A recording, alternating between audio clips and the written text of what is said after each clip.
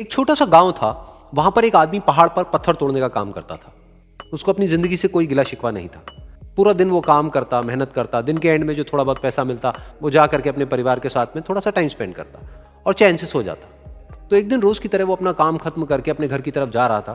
तो रास्ते में चलते चलते उसके मन में ख्याल आया कि ये भी कोई जिंदगी है कि सुबह से शाम तक मैं पत्थर तोड़ने का काम करता हूं और एंड में मेरे को थोड़े से पैसे मिलते हैं, जिसमें मुश्किल से मेरा और मेरे परिवार का गुजारा हो पाता है। काश कुछ ऐसा हो जाए कि कहीं से मुझे कोई ऐसी शक्ति मिल जाए कि जो भी मैं चाहता हूं वो सच हो जाए। वो अपने घर पर गया, उसने खाना खाया, लेकिन उसका ध्यान खाने की तरफ नहीं था। उसके दिमाग में यही ख्याल चल रहा था। उसके बाद में वो यही सोचते सोचते सो गया। फिर नींद आने के कुछ देर बाद उसको एक सपना आया। सपने में उसने देखा कि रोज की तरह वो अपना काम खत्म करके अपने घर लौट रहा था। रास्ते में उसने एक बहुत ही बड़ा घर देखा और उसके मन में आया कि काश ये घर मेरा होता और मैं इसका मालिक होता। और उसके ये सोचते ही वो उस घर का मालिक बन गया। उसको यकीन ही नहीं हो रहा था कि जो उसने सोचा वो बन चुका है। लेकिन उसकी खुशी ज्यादा देर नहीं टिक पाई, क्योंकि उसको एकदम से एक शोर सुनाई दिया।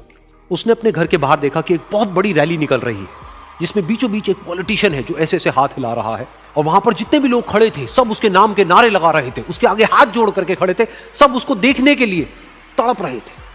तब उसको यह एहसास हुआ कि मैं कितना छोटा हूं उसके आगे। और फिर उसके अंदर से एक ख्याल उठा कि काश मैं ये पॉलिटिशियन होता और मेरे पास भी इतनी ही पावर होती जितनी कि इसके पास में है। बस उसका इतना सा सोचने की देर थी, वो पॉलिटिशियन बन गया। उसकी खुशी का ठिकाना नहीं था, क्योंकि उसके आसपास में हजारों लोगों की भीड़ थी और सब उसको देखने के लिए तरस रहे थे, तड़प रहे थे।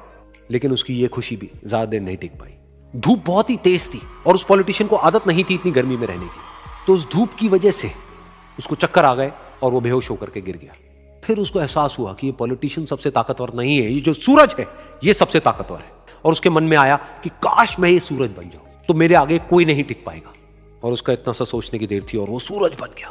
और वो खुशी से पागल हो गया, क्योंकि पूरी दुनिया को वो ही रोशन कर रहा था और पूरी दुनिया में ऐसा कोई नहीं था जो कि उसकी रोशनी को रोक सके।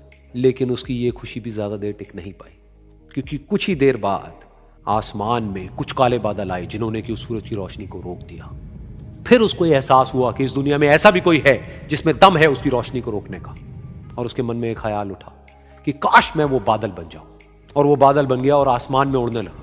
उसको ऐसा लगा कि मैं आसमान में उड़ रहा हूं और अब मैं जहां चाहे वहां जा सकता हूं। लेकिन कुछ देर बाद वहां पर एक बहुत तेज हवा का झोंका आया जो कि उन बादलों को उड़ा करके ले गया। अब फिर उसे ये समझ आया कि ये जो बादल हैं वो सूरज की रोशनी को तो रोक सकते हैं, लेकिन हवा को नहीं रोक सकते। ये हवा उनको बहा करके ले जाती है। फिर उसके मन में आया कि काश मैं ये हवा बन जाऊं। और वो हवा बन गया। हवा बनने के बाद में उसको अपने अंदर एक अलग ही ऊर्जा का अनुभव हुआ।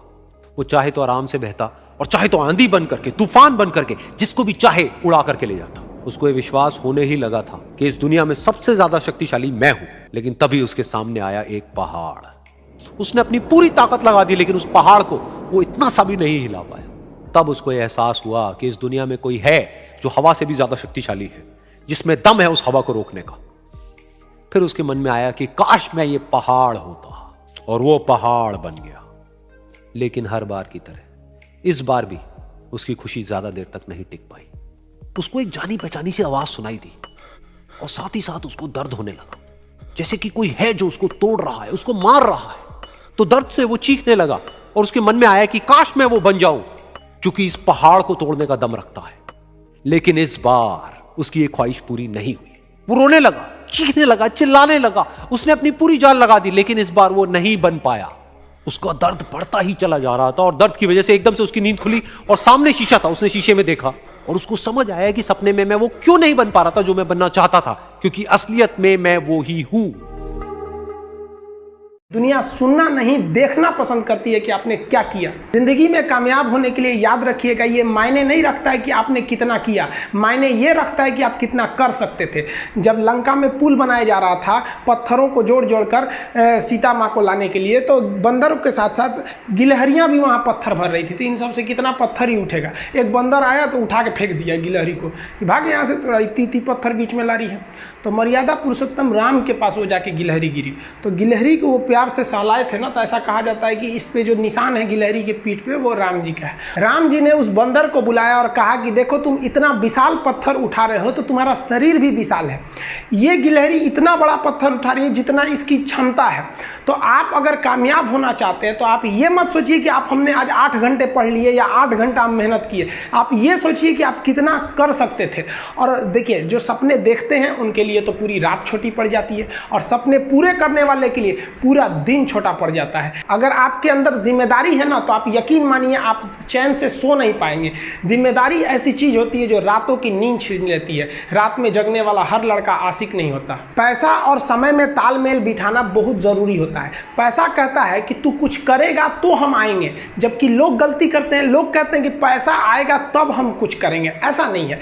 पैसा कहता है कि तू मुझे आज बचा ले, मैं कल तुझे बचा लूंगा। पैसा बेशक भगवान नहीं है और ना ये आपके साथ ऊपर तक जाएगा, लेकिन पैसा जब तक आपके साथ है ना तब तक आपको नीचे गिरने नहीं देगा। देखिए पैसा जीवन में बहुत कुछ है, बहुत कुछ, लेकिन पैसा सब कुछ नहीं है। इंसानियत मायने रखने चाहिए। समय के साथ आप कभी खिलवाड़ मत कीजिएगा। दुख की बात यह है कि समय बहुत कम है, लेकिन सुख की बात यह है कि अभी भी समय है, लेकिन समय के पास इतना समय नहीं है कि आपको दोबारा समय देगा। वक्त नहीं लगाइए आपको यह निर्धारित करने में कि क्या करना है, वरना वक्त निर्धारित कर देगा आपका क्या करना है।